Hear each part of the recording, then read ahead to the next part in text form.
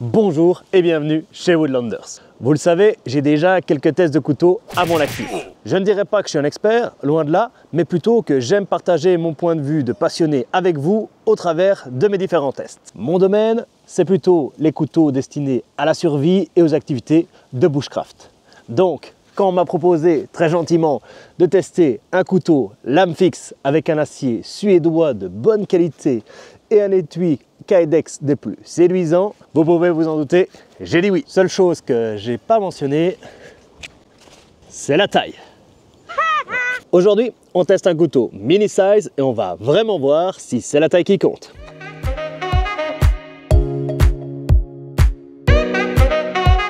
Hop hop hop. Avant de faire la présentation, reste bien jusqu'à la fin de la vidéo. Déjà parce que c'est la moindre des choses, espèce de margoulin, et ensuite parce que cette lame sera à gagner grâce à un concours en fin de vidéo. Voilà, j'en dis pas plus, on continue.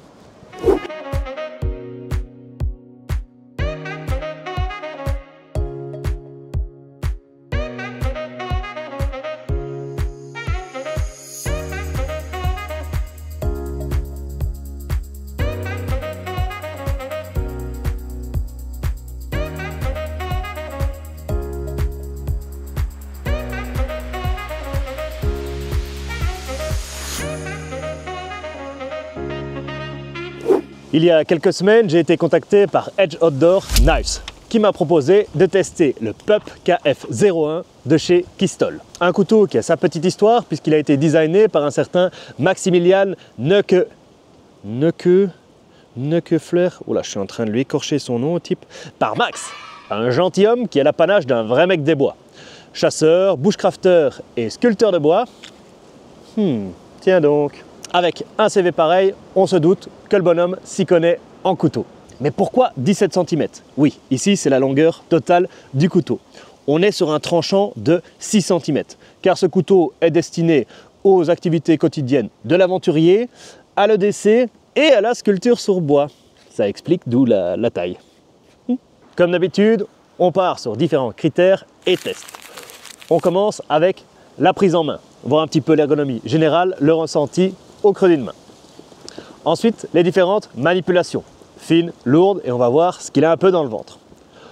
Ensuite, on passe à la compatibilité avec un Firesteel, et on finit par mon incontournable Bertest. Oula, doudou.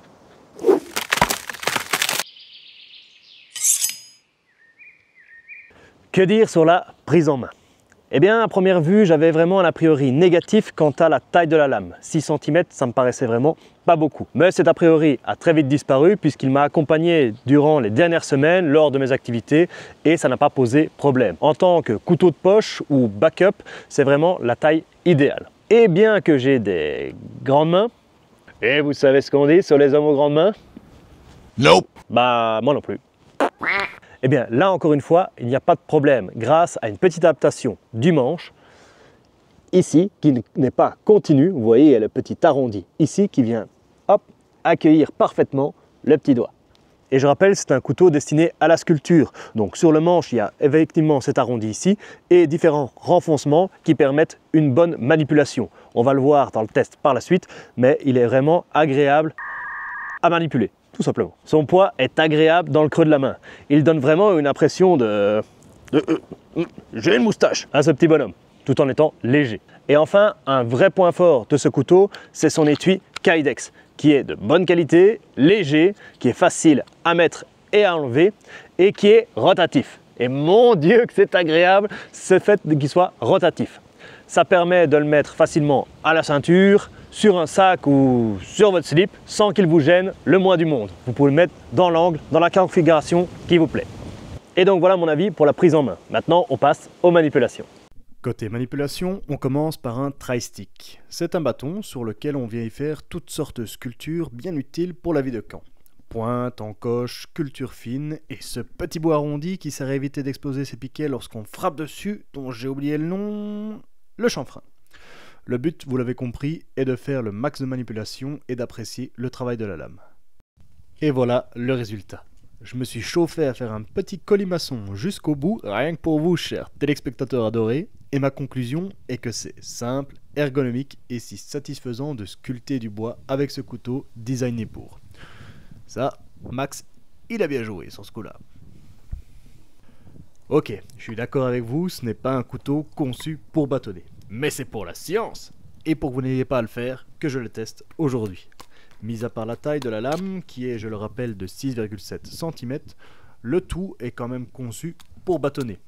On est sur un couteau lame fixe, pleine soie, une belle pleine soie, donc ça devrait le faire. Et ça fonctionne. Mais bon, comment dire, bah voilà, vous avez les images. Non sans une certaine persévérance et ingéniosité woodlandienne, j'en ai bien peur, mais ça fonctionne. Bon, le tranchant il a quand même bien pris cher, j'ai dû buter contre un nœud à un moment, et ça lui a pas vraiment plu. Donc on va éviter les travaux trop lourds avec cette lame, de toute façon elle n'est pas conçue pour. Mais on arrivera tout de même à faire le fameux split wood, ce bois fendu, et arriver à démarrer un feu si on n'a que ça. Haha! Je m'attendais à faire de somptueuses plumes avec ce couteau, eh ben non. Alors oui, ça mord très bien le bois, ça glisse assez aisément, mais on n'a pas cette petite volute, cette crolle, comme on dit par chez nous, qui se forme. Et d'après ma petite expérience, c'est soit le bois, ici on est sur du pin, donc des fibres assez droites, ça doit le faire, soit les moutures, soit autre. Si vous avez des idées, dites-le moi en commentaire. Les moutures ici, on est sur une entièrement plate, et je pense que la Scandinave est plus propice à ce genre de travail. Maintenant, quand j'utilise ma technique que vous voyez ici à l'écran, celle du planter du couteau, j'arrive à un résultat pas mal, quelque chose d'assez fin et qui va à mon avis prendre assez facilement. Donc, on n'est pas mal non plus pour les faire de stick.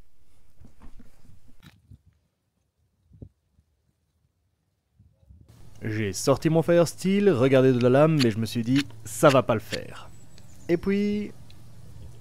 Voilà, j'aime bien! J'aime bien! Chuck Norris soit loué, ça fonctionne. Lorsqu'on prend le dos de la lame, bien entendu, et qu'on remonte vers la pointe, l'arête est assez tranchante pour bien mordre dans le Fire Steel. Et on a une belle gerbe d'étincelles qui se crée. À première vue, c'était pas gagné, puisque le reste est assez arrondi. Quand on regarde le dos de la lame, c'est arrondi. Mais je pense que là, c'est une petite adaptation.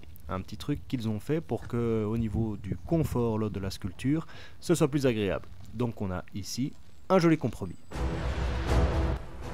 Ce que les Américains m'envient, le bear test. Ici, on met les couteaux à rude épreuve, et on commence par la coupe à la volée. Idée saugrenue avec une lame de 6 cm, ça je vous l'accorde, mais ici on va tester l'ergonomie générale et malmener le tranchant.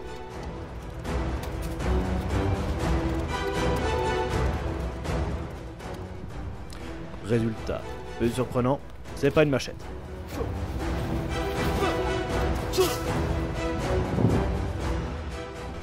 Ensuite, on passe à la coupe à plat. Le but est d'éprouver l'assemblage général du couteau et de remettre une petite couche de douleur sur le tranchant parce que une, c'était pas assez. Bah oui, hein.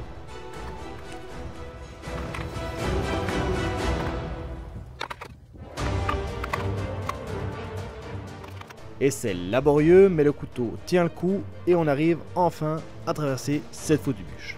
Et pas trop tôt. Et enfin, le plus jouissif, le planter de couteau. Forcément, on teste la pointe, la partie la plus fine et la plus fragile du couteau. Et on voit comment elle tolère les allers-retours dans la bûche. Cette chaudière. Verdict, c'est ok. Légère déformation tout de même au niveau de la pointe, parce que j'ai toujours tiré du même côté, mais c'est rattrapable.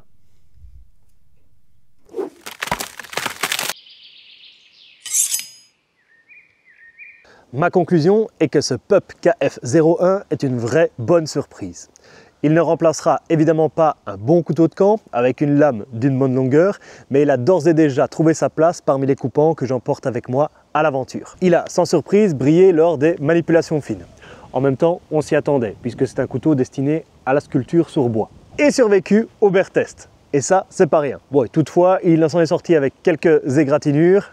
Il a un petit peu ramassé au niveau du tranchant, mais la pointe a tenu et l'ensemble général est nickel. Donc pour ça, un grand bravo. Et là où il a marqué pas mal de points également, c'est quant à la compatibilité avec un Fire Steel. Je craignais de devoir utiliser la lame pour pouvoir avoir une belle gerbe d'étincelles. Et ça ne fut pas le cas, car vous savez ce qui se passe lorsqu'on utilise le tranchant de son couteau avec un Fire Steel, n'est-ce pas?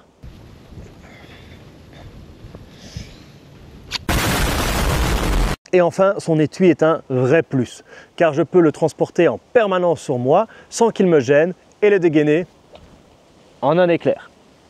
Ah, ça, c'est quelque chose. Donc ça permet de pouvoir l'utiliser à tout va. Par contre, pour le remettre, ça c'est autre chose.